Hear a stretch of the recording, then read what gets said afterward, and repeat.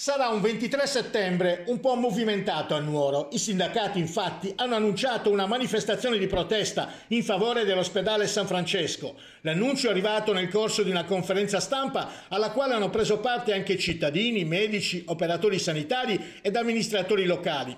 Per l'ennesima volta abbiamo fatto sentire la nostra voce per condannare aspramente l'insostenibile situazione del sistema sanitario del Nuorese, ha detto il sindaco di Silanus, Gianpietro Arca, e per chiedere interventi immediati ed un ritorno ai livelli assistenziali essenziali in tutto il territorio.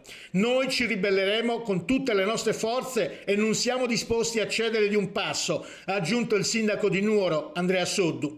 In tema di ferrovie, per la stessa data, alle 10:30, è stato convocato il Consiglio Comunale in seduta straordinaria di fronte alla stazione AST di Via La Marmora, dove si svolgerà la manifestazione organizzata dal Comitato Trenitalia Nuorese per sollecitare l'inserimento tra i progetti finanziati dal Piano Nazionale di Ripresa e Resilienza della nuova tratta ferroviaria che colleghi il capoluogo con il resto dell'isola attraverso una infrastruttura moderna ed efficiente.